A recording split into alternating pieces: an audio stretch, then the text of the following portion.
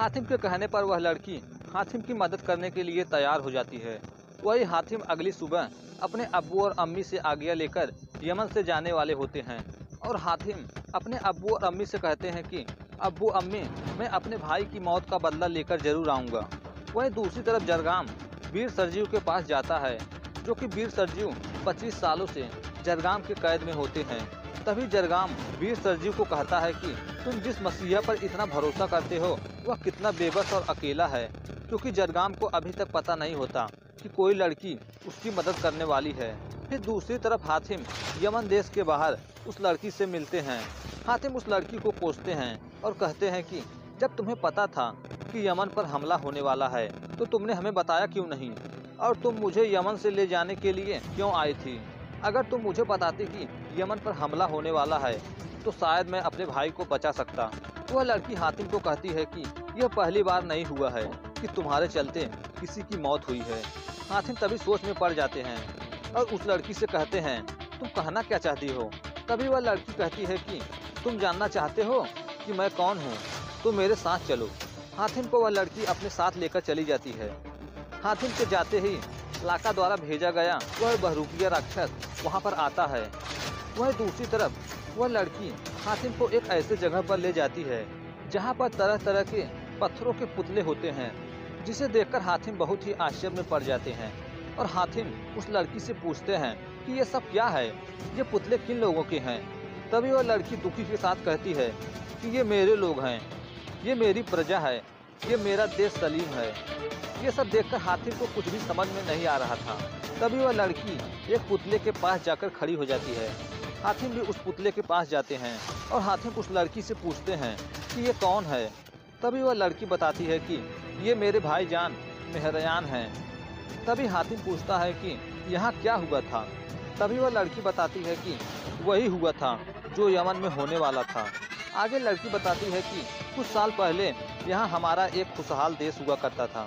और वह लड़की अपने देश के बारे में बताते हुए कहती है कि मेरे अब्बू और अम्मी के गुजर जाने के बाद सलीम की पूरी जिम्मेदारी मेरे भाईजान मेहरयान के कंधे पर आई, जिसे मेरे भाईजान बेखूबी निभाते थे। और अपने भाईजान के बारे में और भी बातें बताते हुए कहती है कि मेरे भाईजान एक अच्छे बादशाह होने के साथ साथ एक अच्छे योद्धा भी थे, लेकिन इसी बात का डर जरगाम को था कि वही ईश्वर द्वारा भेजा हुआ फरिश्ता तो नहीं है जिसे ईश्वर ने मुझे मारने के लिए चुना है। इतना सब कुछ जानने के बाद हातिम परिजात से माफी मांगते हैं और कहते हैं कि ये सब मेरे कारण हुआ। तभी अचानक हातिम अपने पीछे किसी को भागते हुए देखते हैं और उसका पीछा करते हैं। तभी परिजात बताती है कि वे सब मेरे देश के ही छोटे छोटे बच्चे हैं, जिन्हें मैं उन्हें यहीं रखती हूँ। तभी परिजात उन सभी बच्चों को बताती है कि मैंने उन फरिश्तों को ढूंढ लिया जिसके पास वह आसमानी ताबीज है जो आपके अब्बू और अम्मी को ठीक कर देंगे। और हातिम भी उन बच्चों को दिलासा देते हुए कहते हैं कि मैं आप सबके अब्बू और अम्मी को ठीक कर दूंगा। तभी उसी रात हातिम और परिजात पत्थर पर बैठे थे।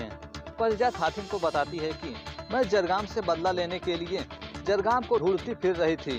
तभी मुझे एक फरिश्ते मिलते हैं और बताते हैं कि इस दुनिया में एक ही ऐसा इंसान है जो जरगाम का अंत कर सकता है। और उसने बताया कि जो भी जरगाम का अंत करेगा उसके पास एक तिलस्मी ताबीज होगा।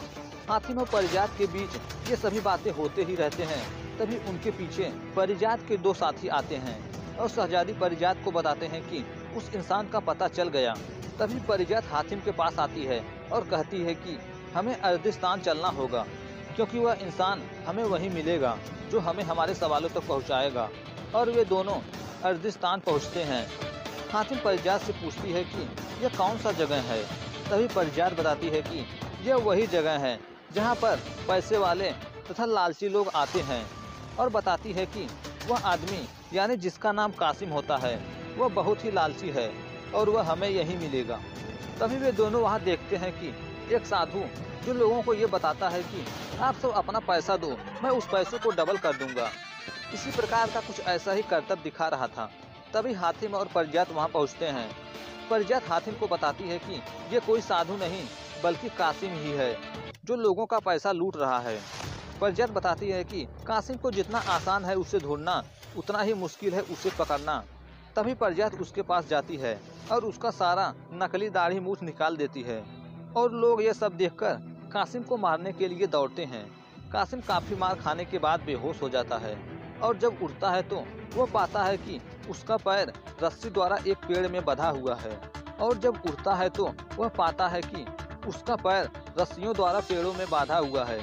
और वह जब उठता है तो वह पाता है कि उसके पास परिजात खड़ी होती है।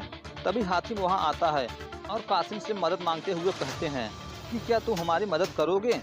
कासिम तुरंत मना कर देता है और कहता है कि वह जलगाम है, कोई मच्छर नहीं जो तुम लोग आसानी से मार दोगे। और कासिम वहां से भागने लगता है। तभी परिजात उसे पकड़ लेती है और कहती है कि तुम कहीं नहीं जा सकते, जब तक तुम हमें तिलस्मी दरवाजे तक नहीं पहुंचा देते तब तक तुम कहीं नहीं जा सकते। तभी कासिम साफ साफ मना कर देता है कि कौन सा तिलस्मी दरवाजा, मैं किसी दरवाजे के बारे में नहीं जानता।